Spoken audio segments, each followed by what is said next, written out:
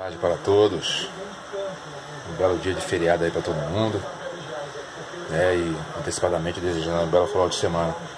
Definidos aí os finalistas do Campeonato Carioca. Antigamente, esse torneio era decidido por aquele que ganhava a Taça Guanabara, primeiro turno, e aquele que ganhava a Taça Rio, segundo turno. Mas, se eu não me engano, desde o ano passado foram feitas modificações, tanto que o Flamengo no ano passado foi campeão mais uma vez carioca sem ter ganho nenhum turno, e desta feita Flamengo e Fluminense ganharam cada um turno e estão fora para dois que não ganharam turno nenhum. Mas isso aí não tem nem como reclamar, isso aí só serve mesmo para o torcedor. A questão do clube não tem nem como reclamar, porque tudo isso aí tem lá as suas reuniões e tudo mais, tem lá os arbitrais, é colocado na mesa, todo mundo concorda, então não adianta depois que o resultado não é favorável criticar o critério, criticar a forma do campeonato, não adianta, ele já é fava contada. Na quarta-feira, o Flamengo perdeu para o Botafogo, e por incrível que pareça, com um gol mais ou menos não, bem igual ao gol que o Flamengo fez quando eliminou o Botafogo, no ano passado, com aquela jogada do Berry pelo lado direito, aquela rolada para trás e o gol do Flamengo que selou a eliminação do Botafogo.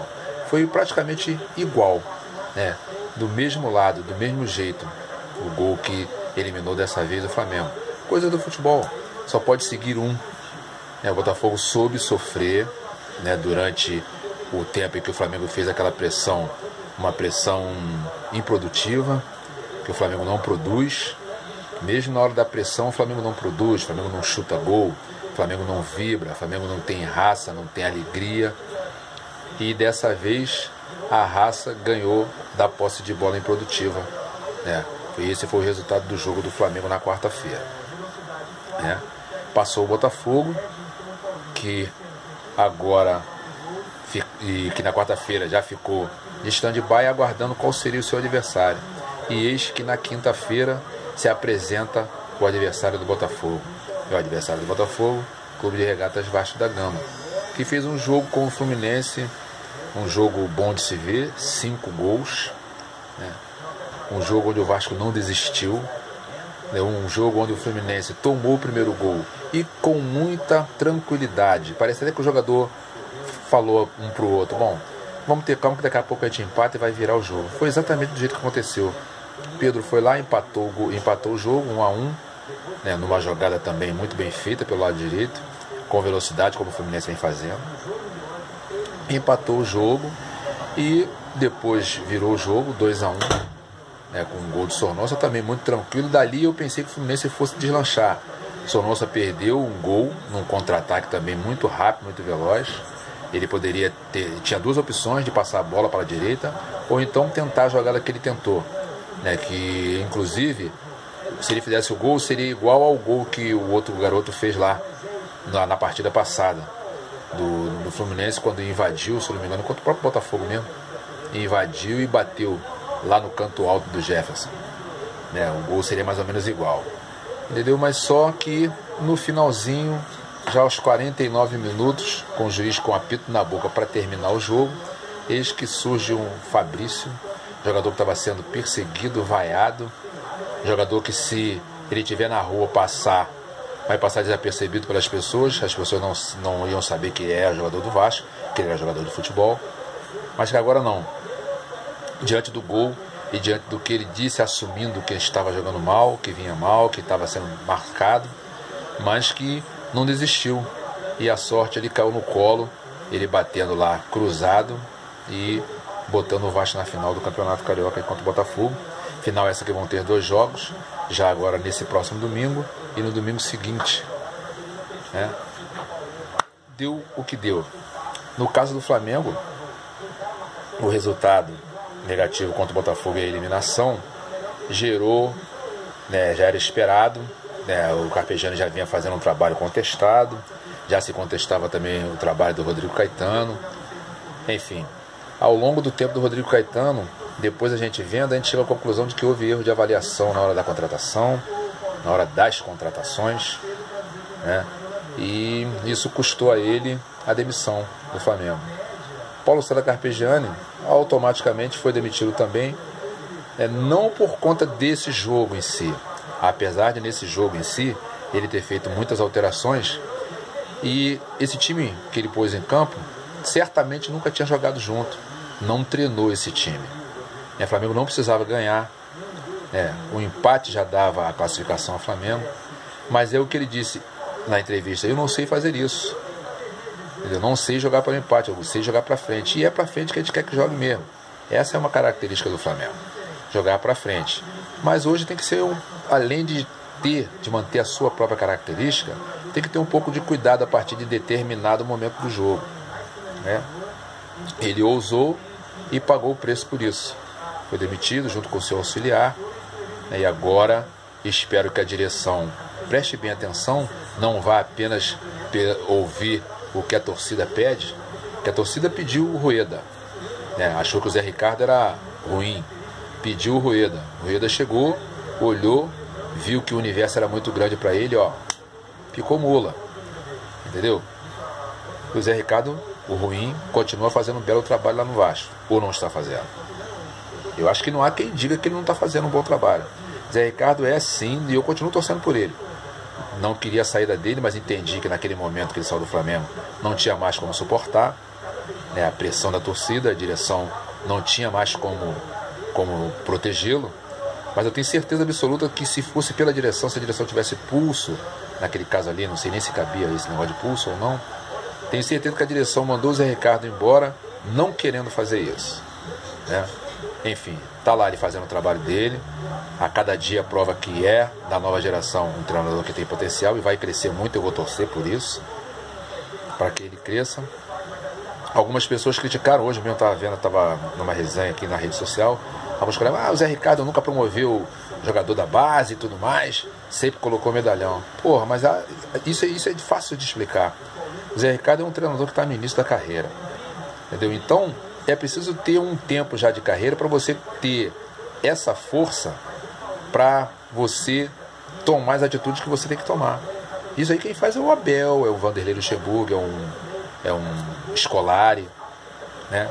A base está lá, todo mundo sabe que a base do Flamengo é uma base boa, mas ele não tinha como, sendo um treinador iniciante, chegar e peitar para não colocar o medalhão.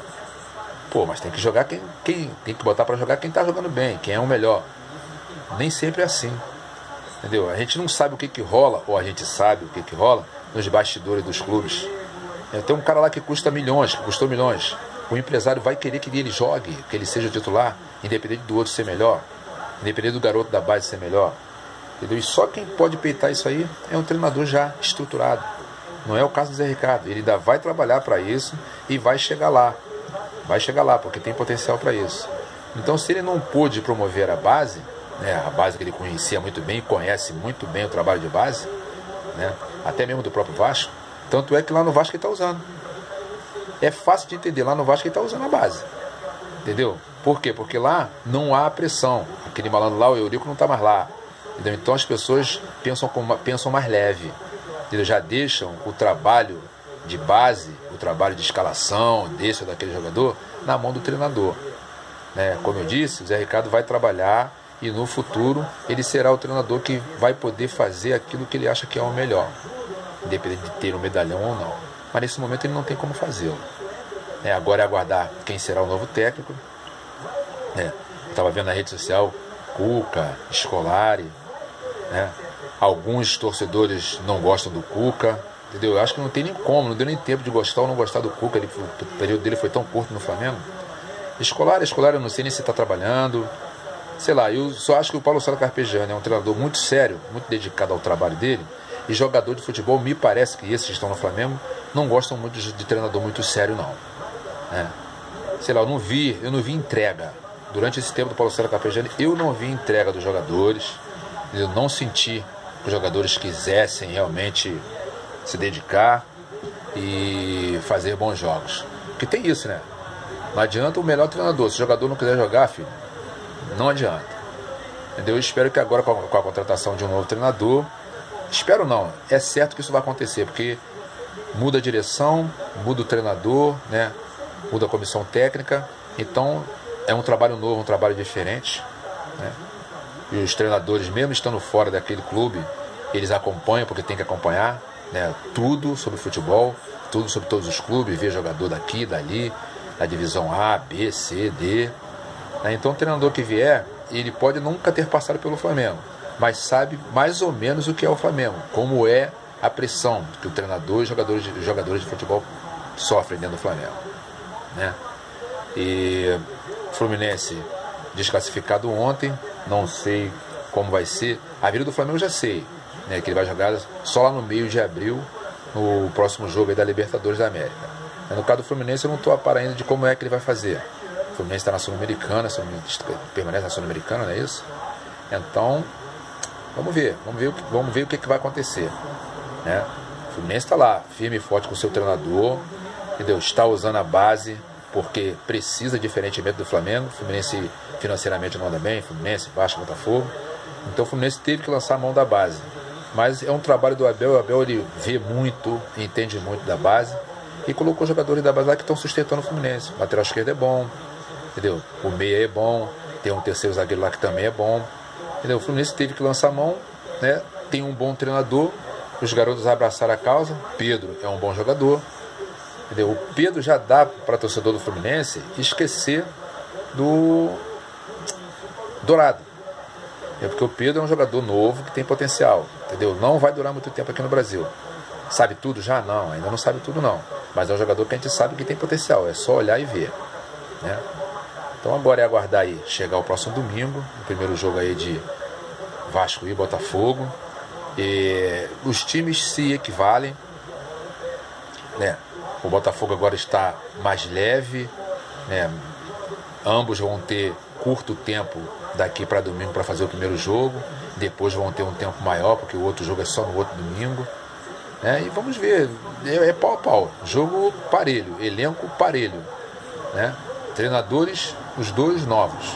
Treinador apertadinho lá do Botafogo, calcinha apertadinha, todo fortinho. Ah, cara, muito engraçado ele. É um cara que comanda de forma diferente, um cara que vibra intensamente lá com o grupo. E eu espero que dê, pelo menos, a tendência é que dê bom jogo. Se o Vasco mantiver o jeito que jogou ontem contra o Fluminense e o Botafogo mantiver o jeito que jogou contra o Flamengo, no mínimo teremos 2 bons jogos para ser assistido, tá certo? Então é isso.